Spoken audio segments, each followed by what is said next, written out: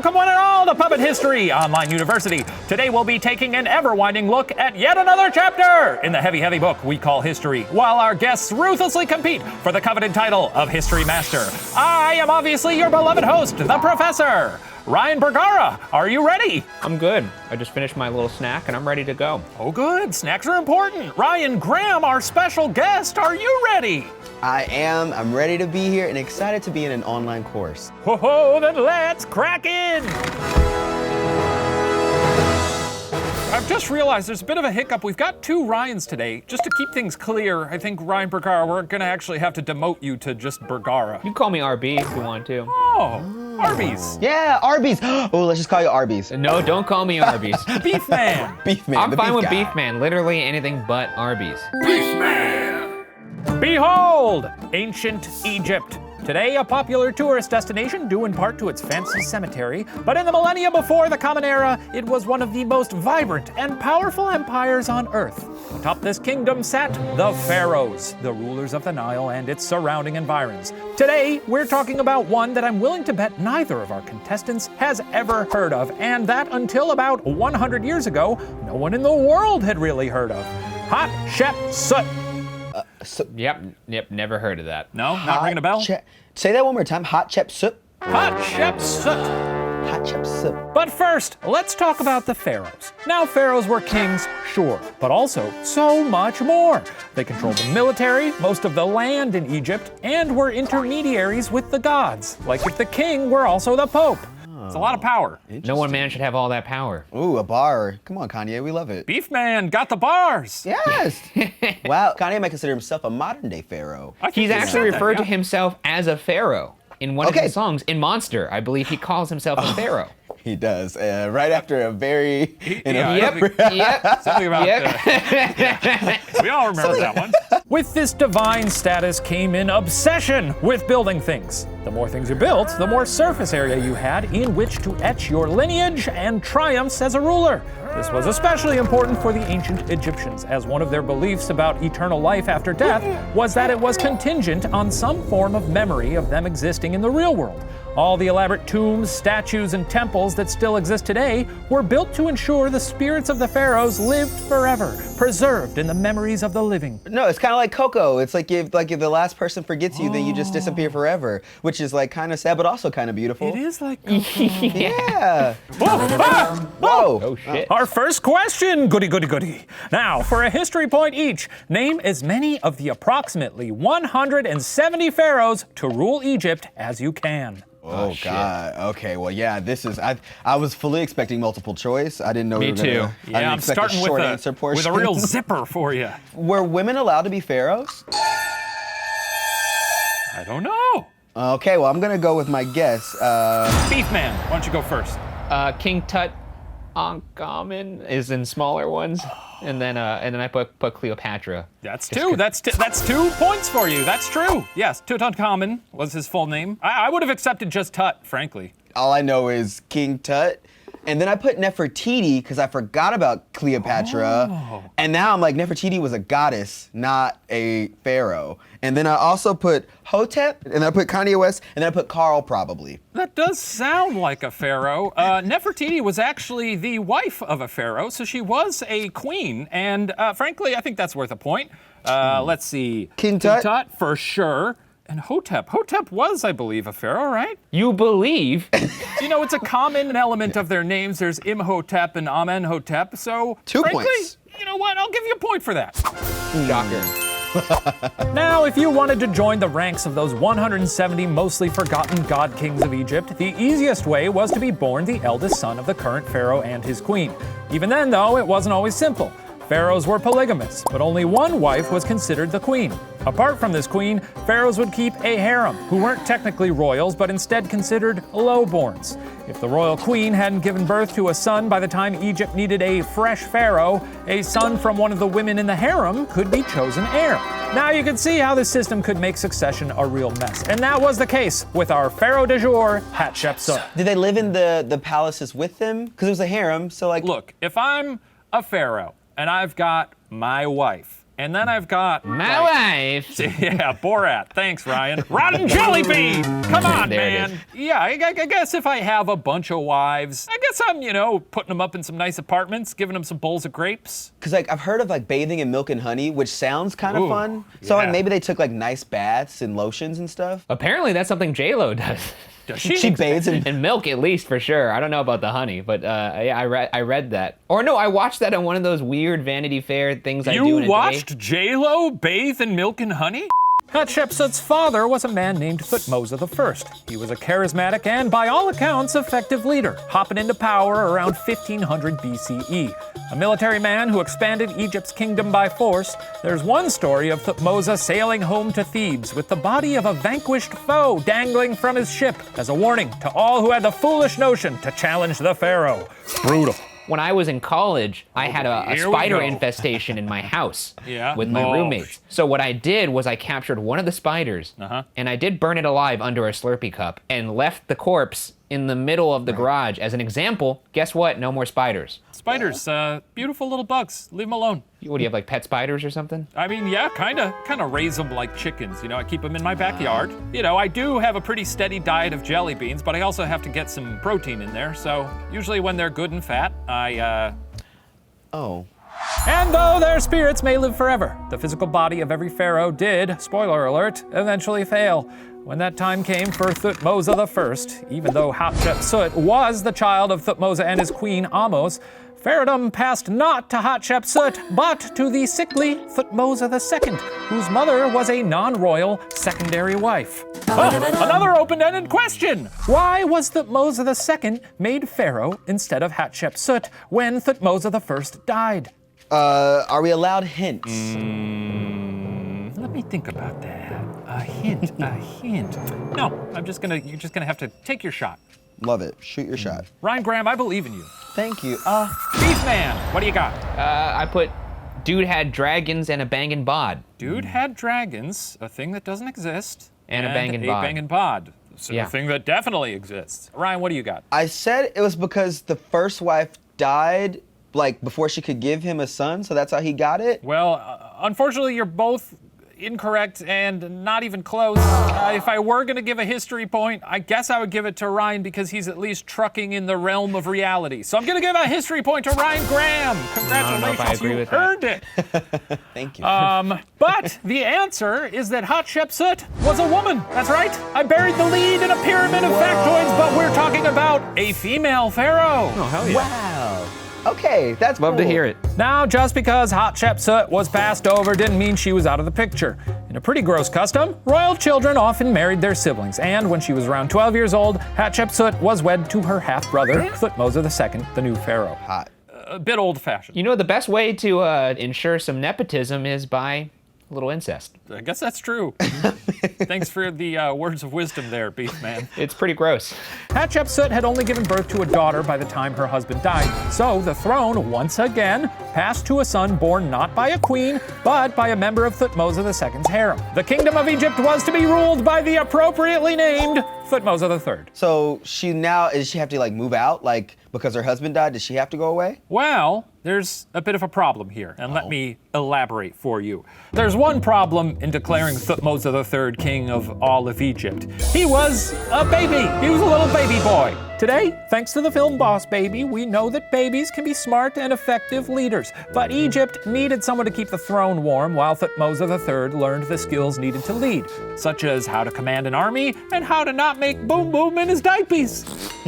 Because Thutmose III's mother was a lowborn, Hatshepsut, who had been part of the royal family since birth, took over as queen regent. Basically, she had the best resume for the job. She's like a temp, if you will. Like she's filling in. Yeah. Exactly. Or a seat filler at the Oscars. Yes, Yes. exactly. Now, for the first few years, everything went according to plan. Thutmose III learned and grew while Hatshepsut took care of the busy work that entails leading all of ancient Egypt. Sometime before Thutmose turned 8, however, Hatshepsut decided to put in for a promotion. Enough with the queen regent stuff. She wished to be co-pharaoh. Oh. Now, what did Thutmose and the Egyptian elite do when Hatshepsut said she wanted to be co-king of Egypt? A, they said, okay. B, they tried to kill her with an asp. Or C, they exiled her from Egypt by sending her floating down the Nile. Oh, okay. All great answers. Beef Man, what you got? I got B, asps. Very dangerous. And Ryan? I also put B, killer with an asp, because, you know, I feel like they wouldn't just go okay. And I feel like exile's too, she could come back. It's too tempting. We also see a lot of like snakes being used to assassinate people in like films from this time, which I imagine must draw on some kind of historical fact. I guess you would call this assassination. Ooh. Asp. Where is my train? Yeah, I got it. We got it. We knew what you meant. I got a little, well, let's find out what happened. He didn't even recognize that I quoted a very famous line from Raiders of the Lost Ark. Unbelievable. Yes, another day for me, Hatshepsut. Ruling Egypt while my sort of stepkid, sort of nephew, grows up to replace me. Actually, that sounds kind of like bullshit to me. You know what? I want to be co-king. These are the elites over here. You mean like you want to marry your sort of stepkid to become queen again? No, I think I should be like also Pharaoh. It's me, Thutmose III. You know, I may be just, where the fuck am I going? Okay, great. I may be just a little boy, but I'm also Pharaoh. What would that make me if you're co-Pharaoh? Well, I guess it would make you also Pharaoh, but I'd take care of the, you know, the governance. Okay. Yeah, that works. Yes, that sounds good to us, the elites. There's a lot of puppets up here. Okay, bye. Good for them, I guess. I mean, it seems like the decision was made out of laziness, but either way, still progressive. Yeah, I know. I feel like it's progressive. I feel like I would have expected them to just kill her. I love to see That's exactly what I expected. Hi, I'm back. Well, wow. Oh, so no points for anybody, but yeah, kind of chill, right? They're just like, all right, cool, go for it, man. Now, to Hatshepsut's credit, the fact that everyone was cool with this was no mere coincidence. As regent, she had handpicked talented outsiders to fill the key positions in the regime, instead of choosing people from elite families. That meant if those officials wanted to keep their positions, they needed Hatshepsut in the throne. So look, she's got a little bit of leverage here. So it's less like them being progressive and more of like, I want to keep my job, so. Okay. Yeah. No, I guess if we're looking for the noble angle, it's that she actually did handpick talented people for the roles and didn't just fill it up with, you know, the usual nepotism. I was gonna say it's almost kind of like if like a president picked a really shitty vice president so that you would not want to assassinate said president. So, being the daughter of a pharaoh, the widow of another pharaoh, and stepmom to yet another pharaoh, all of whom had the same name, by the way, not to mention being the only person on the planet with Egypt leading experience, didn't mean keeping the title of co-pharaoh was a given. How did Hatshepsut go about earning the loyalty of her people? A, she launched a public infrastructure project. B, she enslaved them. Or C, she sent the army to conquer modern-day Eritrea. Yeah. Yep.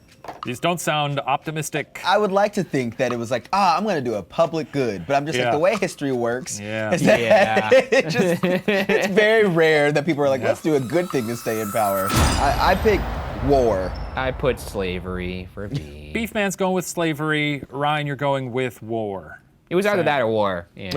Right. Well, I'm happy to tell you, you both don't receive any history points because the answer is A. Wow. Oh, yeah. Who knew Egypt was so progressive? Wow, what a lovely space. Well, now, okay. I mean, they did have plenty of slave labor going on. And, they did. Those stones were very heavy. That's true. Yes, infrastructure in ancient Egypt was a little different than the roads and bridges we think of today. For instance, Hatshepsut built some of the largest Egyptian obelisks ever constructed at 100 feet tall. Now, you modern-day city slickers may not think 100 feet is that impressive. Heck, the Washington Monument is a 555-foot tall obelisk. Unlike the Washington Monument, however, ancient Egyptian obelisks were made from one solid piece of stone. That's as if a 10-story apartment building were carved out of a solid piece of rock and then lifted into place. How the fuck did they do that? Yeah, what? You know, I mean, look, if I know anything about the beef man, he would argue that, aliens, baby. Some ancient aliens did it. Because certainly, people in ancient times weren't smart enough to build pulleys, right? I don't know. I'm with the beef man on this one. I feel I don't like think it's a matter of smarts. I want to see it be done. I want to see I'd love to see it. Look at that. In addition to obelisks, Hatshepsut built one of the most magnificent structures in all the ancient world. An immense temple at Deir el-Bahari. Pools and gardens with aromatic trees populated the temple's lower levels, and 100 enormous statues of Hatshepsut as a sphinx stood guard. The walls were covered with inscriptions detailing Hatshepsut's triumphs as a ruler. Apart from the building spree, Hatshepsut aimed to establish legitimacy by building the only kind of loyalty that really matters. Brand loyalty, baby. Whoa! What did Hatshepsut do to establish her brand? A, she changed her name. B, she changed her gender. Or C, she mythologized the story of her birth. Okay. All right, Beef Man, what you got? It's a C, show me the birth certificate. Jesus, dude. Such a stupid part of our history. Ryan. I put B, gender, only because we've been on a very progressive wave, and I would That's love for them to be like, yeah, the first transgender pharaoh. Well, let's find out. I hope you're right. I hope you're I right. do too. It would be very cool. I'm co-pharaoh, which is great, but I need a total rebranding. That's why I hired you, famous madman, Don Draper, a reference that makes total sense. He has a suit too. Look, we're just Definitely. having fun here, you guys. Got it. Yeah. Anyway, now here's what I'm thinking, Hatshepsut. We'll give you a new haircut. Okay, I like that. But how about instead, we really hammer home to everyone that as the daughter of a pharaoh, my mom got knocked up by the god Amen, who had simply taken on the appearance of my dad. I mean, I suppose we could do that, but Hatshepsut. Also, that's not my name anymore. Hatshepsut. What does that even mean? My name's Ma'at Kare now. Ma'at Kare. Ma'at Kare. Ma'at, or truth. Ka, or soul. Re, the sun god. Truth is the soul of the sun god. Ma'at Kare. Well, that's nonsense. That won't that just confuse? Also, from now on, I'm to be depicted as a man. Ma'at Kare, you have a vision. Wait, what? So it's D, all of the above, a trick question. Huh? Wow, crazy, all of the above. We haven't had one of those before, huh? Who knew that this was even a possibility, though? Yeah, I feel like this guy doesn't like to play by the rules. Oh, I'm a bit of a bad boy, you know? That's what you want to call it. I'll call it that. Yeah, I'm a bad boy. Yeah, so unfortunately, no history points for either of you. Hatshepsut, yeah, I'm sorry. It's all right. It's all right. I appreciate the hustle, but yeah, a bit of a curveball there. Hatshepsut went through quite the transformation, and while Ma'at Kare is the name most frequently found on her monuments, for our story, I'm going to keep calling her by the name she had when we first met, Hatshepsut. Not that I ever met her, personally. Before continuing, let me explain the gender thing real quick. Though in early statues and carvings, Hatshepsut was portrayed as a demure woman, eventually she started being portrayed as a bare-chested, flail and crook-wielding man. Now this was not an attempt to trick people into thinking she was actually a man. Egyptian art depicted things not necessarily as they really were, but a bit more metaphorical. Written references to Hatshepsut still made it clear she was a woman, just one depicted as a man wearing a fake beard. Though the full reason for this change remains a mystery, theories range from attempting to legitimize her rule to taking some of the ancient sting out of the fact that the co-pharaoh Thutmose III was sharing the title with was a woman. So a lot to chew on there. What is he doing at this time? Her co-pharaoh. He's a little baby. Oh, he's still a baby at this diapers. point. Yeah. Got it. He's probably sucking on his thumb. Maybe Serving up turds like hotcakes. yeah, chasing a bumblebee. I don't know. Things kids do. Things babies Yeah, do. things kids do. Chasing a bumblebee. Yeah, you never chased a bumblebee as a little boy, Beef Man? No. So you're raising spiders for killing. Yeah, You're chasing around bumblebees, terrorizing them. What else are you doing in your free time? just chilling. Perfect segue here. Now, while Hatshepsut was gradually transforming her brand, Thutmose III was also gradually transforming into a man who would be capable of running Egypt by himself. Thank you very much. While Hatshepsut did a great job of making sure no strongmen with militia and a bone to pick usurped the throne, the biggest threat to her job was in reality her co-worker slash stepson slash nephew. So yeah, you know, she's got to watch out. I know he's a little boy, but little boys can be dangerous. I feel like kids are the scariest creatures on the planet. No? That's true. They're full of germs, and then they also can be Yeah. murderous, and I'm like, no, kids are I mean, scary. even if they're That's not true. full of germs or murdering, kids are just plain creepy. So luckily, by most indications, the two had a great relationship. While Hatshepsut was in charge, it would have been relatively easy for an accidental death to befall the boy king. Instead, she made sure he would be well prepared for life as a pharaoh, having him educated as a scribe, a priest, and a soldier. He excelled at this latter vocation and was eventually promoted to commander-in-chief of the army. Wow, so she's like also a great person. She's like doing- very yeah, forward-thinking. She's making sure he's a well-rounded individual. It's pretty cool. Oh no. You sound so sad. Yeah, well, why are you so sad?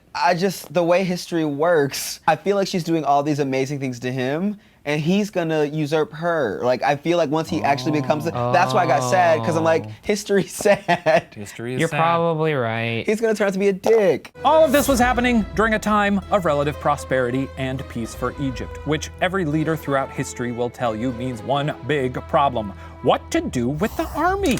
If Hatshepsut disbanded the army, Egypt would be defenseless. If she sent them to war and they lost, she would be blamed and usurped. If she sent them to war and they won, well, then Thutmose III would get all the credit and perhaps diminish his Aunt Mom's power. So, what did Hatshepsut do with her army? A. She sent them on a military campaign down the Nile while ordering Thutmose III to stay home. B. She sent them on a trade expedition. Or C. She put them to work building a pyramid. Beef Man, give it to I'm me. gonna go B, trade. That seems to be the most logical, and she seems to be fairly logical. Interesting. And Ryan? C, pyramid, baby. 'Cause Love I feel a pyramid. like, yeah, we love a good pyramid, and I feel like she wants to keep them an eye. Because if you send them away, something could happen. But True. if they're in town and in work, you see them and you know that they're busy. Solid logic there, but unfortunately, points to Beef Man. Yes, she sent them on a trade expedition. So Hatshepsut, the great ruler that she was turning out to be, turned this potential problem into a benefit. She sent the army on a trading expedition to the mysterious and lost land of Punt, where no Egyptian had been for over 500 years. Now, the trade route that opened up was a lucrative one, bringing ivory, incense, and rare animal skins to Egypt. Ancient records boast, quote, "Never was brought the like of this for any king who has been since the beginning."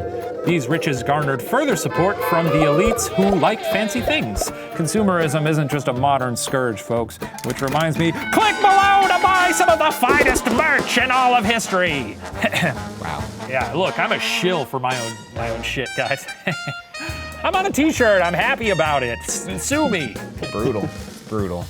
In 1457 BCE, after an uncommonly peaceful and prosperous 22-year reign, Hatshepsut died, finally giving Thutmose III full control over Egypt. Giving him time to learn the royal ropes was well worth it, as he too had a successful reign. Using his skills as a military leader, Thutmose III expanded Egypt's control by force and resulted in Egypt's status as one of the wealthiest nations on earth. Wow. See what happens when you teach the children? As for Hatshepsut, thanks to her many infrastructure projects and the profitable trading partnership with Punt, it seemed the female pharaoh's name should have been remembered forever.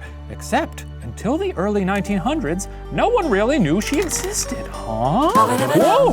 Why had no one heard of Hatshepsut? A. Hatshepsut's hieroglyphic name had been mistranslated to mean period of no ruler. B. Her stepson destroyed almost all records of her existence. Or C. Archaeologists just weren't very good until the 1900s.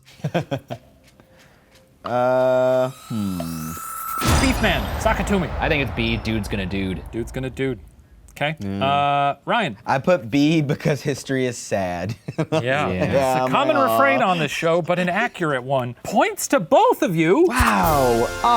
I knew he was going to be a Perfect. dick. Man. Yeah, you called it a while ago, man. You really did.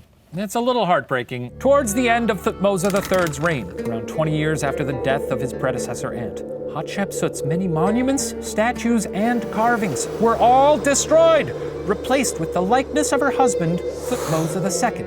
Remember, in ancient Egypt, the consequence of this wasn't simply a destroyed legacy, but literally cursing her to damnation. With no statues or recordings of Hatshepsut, she could no longer enjoy the eternal life those depictions were meant to promise her. Damned her to hell. I didn't even think about that. That was at Yeah. the top of this. Oh my God. It's messed wow, that is so messed up. After all she did for him! Right, yeah, she could have easily gotten rid of him when he was a baby. You know how And easy it is to kill a baby? Very. You drop a snake in the crib. There were snakes everywhere. All you have to do is leave the room and a snake will end up in that crib. Now, the reason why Thutmose III tried to erase Hatshepsut's name from history is a mystery that still eludes historians today. Jealousy, perhaps? Or an effort to tidy up the story of his lineage, maybe? No matter the reason, a shitty thing to do. Because of him, record of Hatshepsut's accomplishments had effectively been erased, and it would take hundreds of years of archaeology to rediscover it. So he must be holding a grudge, it seems like. Something... Maybe. I mean, sometimes grudges could be long growing. That's true, I guess. He could have woken up one day and been like, you know what, fuck that. Actually. There's also the possibility that, on day one, he's like, R.I.P. Hatshepsut, loved that lady, but I'm Pharaoh now, hooray! And, he goes to meet with his advisors, and they're like, hey, nice to have you here. By the way, Hatshepsut, boy oh boy, she kicked ass. Well, you really better live up to this. And then day by day, it's Hatshepsut this, Hatshepsut that. 20 years of that adds up, and he's like, you know what? I'm tired of hearing to this lady. Let's wipe her from the books. That's true. He's sitting in a therapist's office 20 years later and finally realizes the source of his pain. Let's jump ahead some 3,300 years, whoa, all the way to 1903, when famed British archaeologist Howard Carter would unearth a non-royal tomb, today known as KV-60. Inside were some mummified geese, the mummy of Hatshepsut's royal wet nurse, and the mummy of another unidentified female. Mystery.